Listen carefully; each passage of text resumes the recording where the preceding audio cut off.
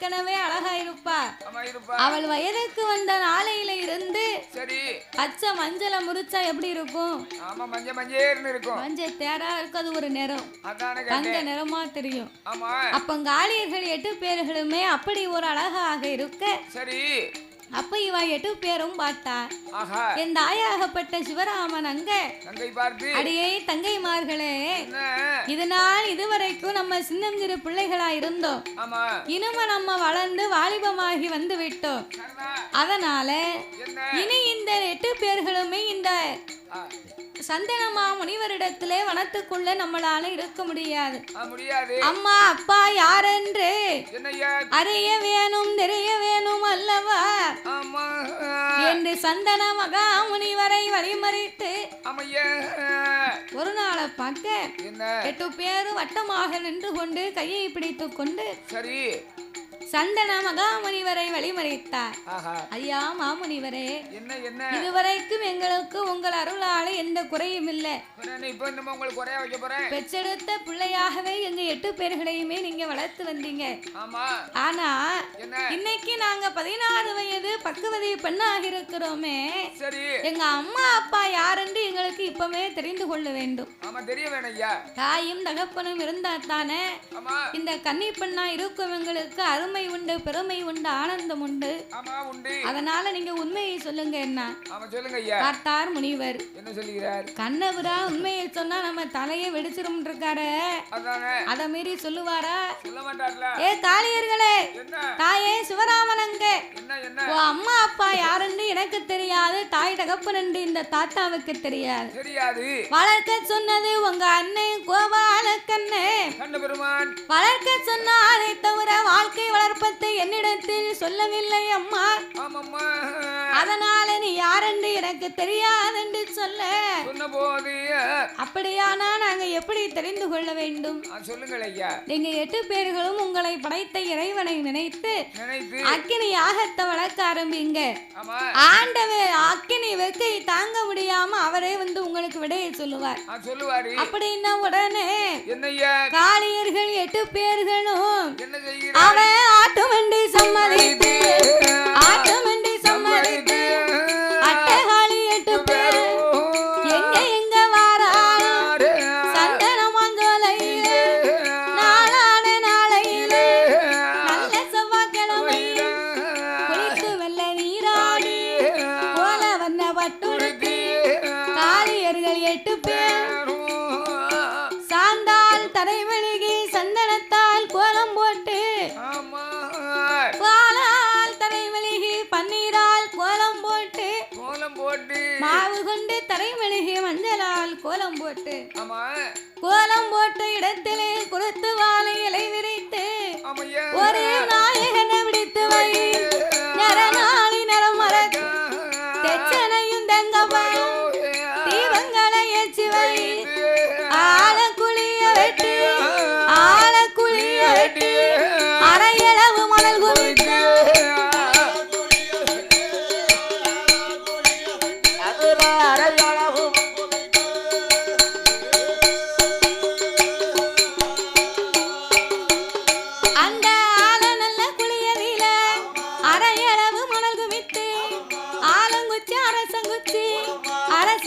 புரசங்குச்சி புங்கங்குச்சி புளியங்குச்சி வேப்பங்குச்சி வன்னி குச்சி வகை எடுப்பா 21 வகை எடுத்து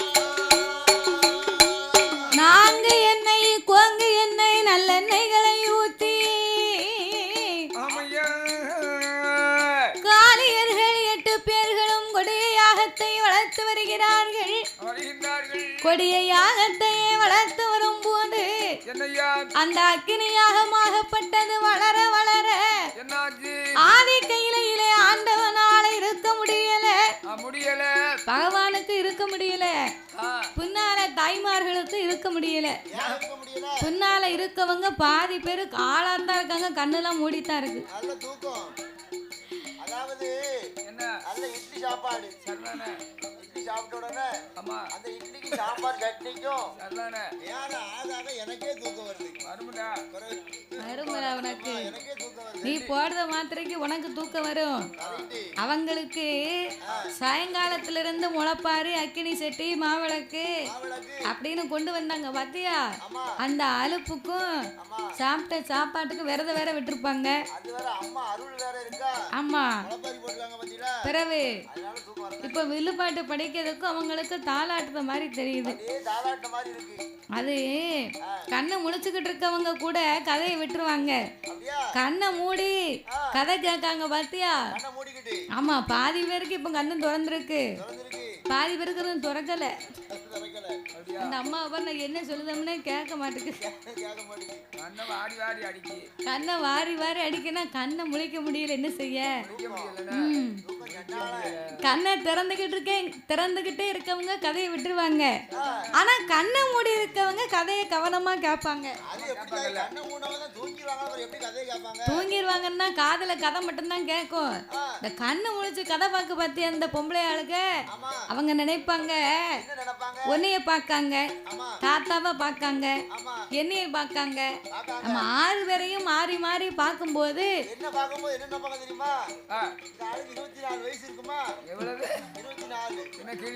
23 தானே இருக்கும்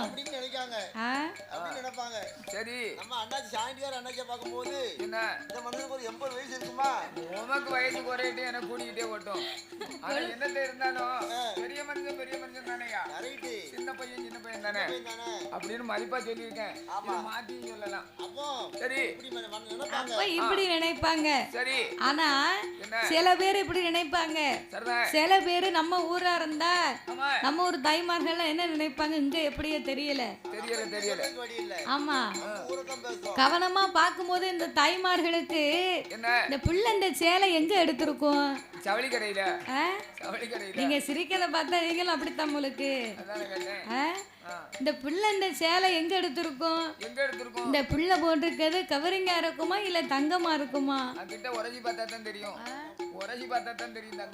அப்படின்னு நினைப்பாங்க சில பேர் நினைப்பாங்க இந்த பிள்ளைக்கு ஒருவேளை கல்யாணம் முடிஞ்சிருக்குமோ ஒரு ஒரு போ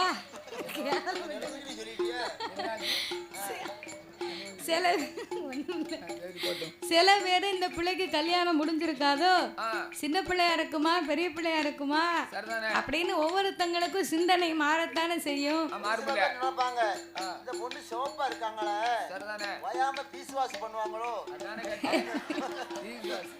பீஸ்வாஸ் இல்லையா ஃபேஸ் வாஷ்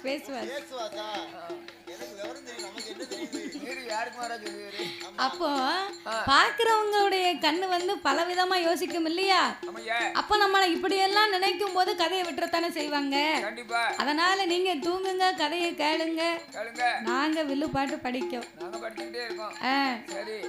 சரி சரி அப்ப இந்த அட்டகாளியர்கள் 8 பேர்களும் ஆண்டவனாகப்பட்ட சிவபெருமானை எண்ணி அக்கினி யாகங்களையே வளர்க்க ஆதி கையிலே அரணாருக்கு யாகத்தை தாங்க முடியாமல் ஏடியம்மா பார்வதி இந்த நல்ல யாகத்தால் இருப்பேனோ இறப்பேன் சாகுவேனோ பிழைப்பேன் சக்தியே தெரியலை ஆண்டவனும் சொன்ன போய் ஆதிசக்தி அதிசயாள்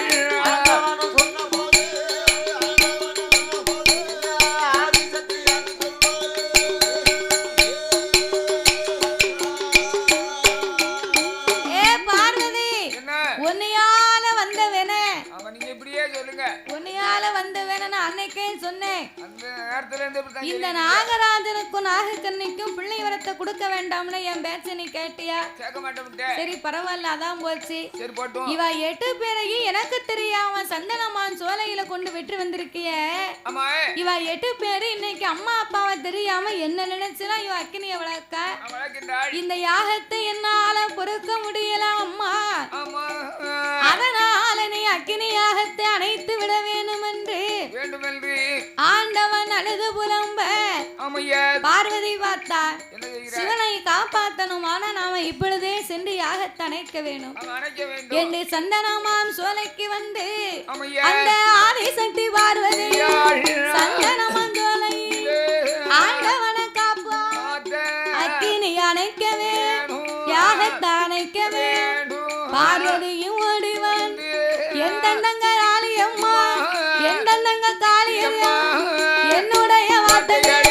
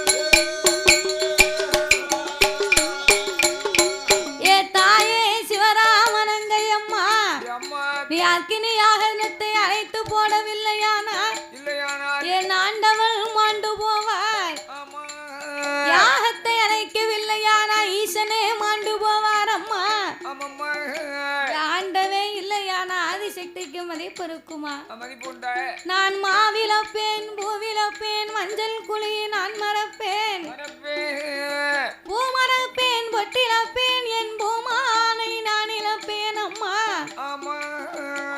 என் ஆண்டவனை நான் இழக்க அட்ட காளியரே உனக்கு சம்மதமா? என் கொண்டவனை நான் இழக்க கோபாலன் தங்கையே உனக்கு சம்மதமா? என் பகவானை நான் இழக்க பாவையர்களே உங்களுக்கு சம்மதமா? யாகத்தை அணைக்கலைனா இறைவன் மாண்டு போவாரடி. அதனால அக்கினி யாகத்தை அணைத்து போடுன்றா. அக்கா பார்வதி, நான் வளர்த்த யாகத்தை என்னால் ஒருபோதும் அணைக்க முடியாது. உன் ஆண்டவனை காப்பாற்றும் தத்துவம் அன்பு உனக்கு இருந்தா நீயே போய் அக்கினியில இறங்கு போ. காளியம்மா ஓடியா வந்துட்டியா? நெய் குறத்து தூக்காட்டி ஊத்து அக்கினியில. என்ன பழைய பஞ்சாங்கத்தை நம்ம அக்கா பாடிக்கிட்டே இருக்கா? அதானே கொண்டா ஊத்து.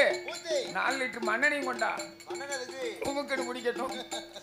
சரி. அப்ப யாகத்துல எல்லாம் நம்ம தங்கச்சி நம்மளை இறங்க சொல்லிட்டா அப்படின்னு கோவத்துல சொன்ன உடனே ரோசக்காரி பார்வதி அக்கினி யாகத்தில இறங்க ஆண்டவனை காப்பாற்ற வேணும் என்று அவவே பீலையோ அந்த பேரையோ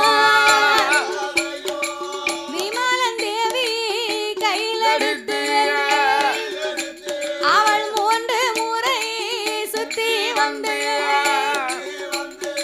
முக்கண்ணு பகவானை மனதில் எண்ணி அவன் 4 வேளை சுத்தி வந்து அவள் நாதனை தான் மனதில் எண்ணி 5 வேளை சுத்தி வந்து சுத்தி வந்து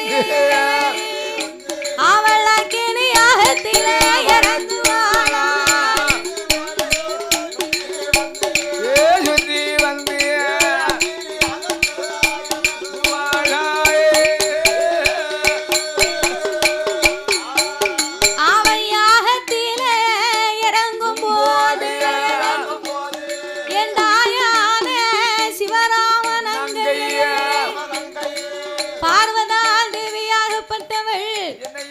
கோபம் கொண்டு சொன்ன உடனே அக்கினி யாகத்தில இறங்கினார். பார்த்தா என் சிவராமனங்க ஐயோ அக்கால கோபத்துலதான் தானே நம்ம ஒரு வார்த்தை சொன்னோம். ரோசக்காரி இப்படி யாகத்துல எல்லாம் இறங்கிட்டா, யாகத்துல இறங்கினாலும் பரவாயில்ல, அத்தா பார்வதிக்கு உயிர் கொடுக்க கண்டிப்பா வருவார். சிவன் இல்லாமல் சக்தி இல்லை, சக்தி இல்லாமலே சிவன் இல்லை. அப்ப சக்திக்கு உயிர் கொடுக்க வரும்போது சிவன் நமக்கு சாபத்தை கொடுத்தாலும் கொடுத்து விடுவாரு.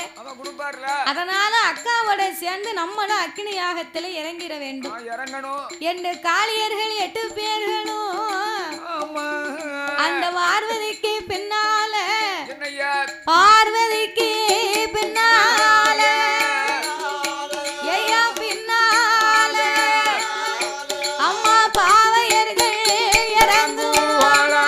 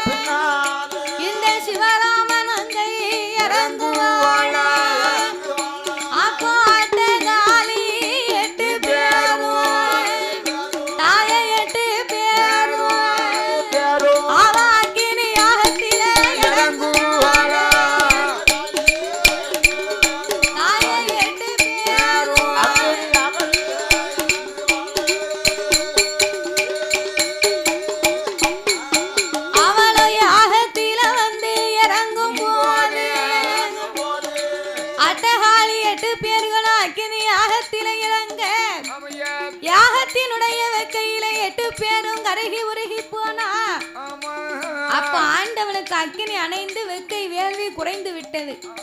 வெக்க குறைஞ்ச உடனே சிவபெருமான் பார்வதி எதிர்பார்த்திருந்தார். பார்வதி வரவே இல்லை. போன பார்வதி இன்னுமே திரும்பி கைலாசத்துக்கு வரவில்லையே. அப்படி என்று சொல்லி பார்வதா தேவியை ஞான திருஷ்டியினால் பார்க்கும்போது ஐயோ, பார்வதி நமக்காக யாகத்துல இறங்கி 8 பேரும் சேர்ந்துலாம் இறங்கிட்டா. இப்பொழுதே சென்று நாம 8 பேர்களுக்கும் பார்வதிக்கு உயிர் கொடுக்கணும். ஏன்னா மகுட சங்காரம் முடிக்க இவ 8 பேரும் நமக்கு வேணும்.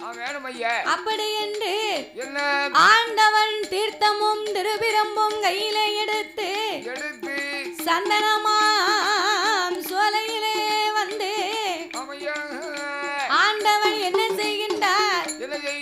தீர்த்தம் கொண்டு தெளிப்பார். அங்கே திருவிரம்பா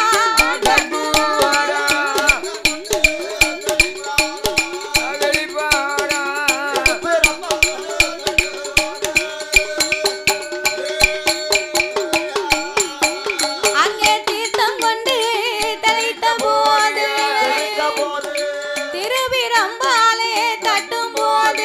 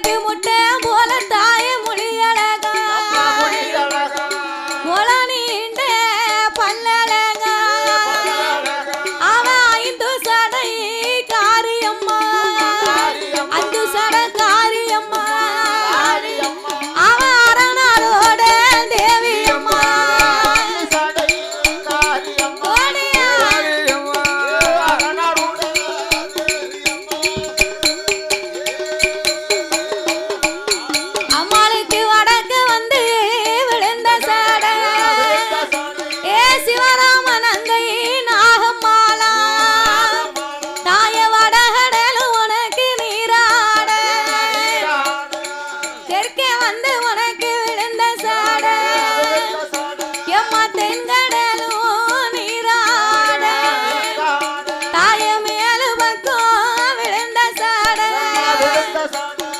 மேல்கடலும் நீராட ஏ சிவராம நங்கையம்மா தாய கீழ் பக்கம் உனக்கு விழுந்த சாட எம்மா கீழ்கடலும் நீராட தாய உச்சியில உனக்கு விழுந்த சாட விழுந்த சாட உலகமெல்லாம் நீராட விழுந்த சட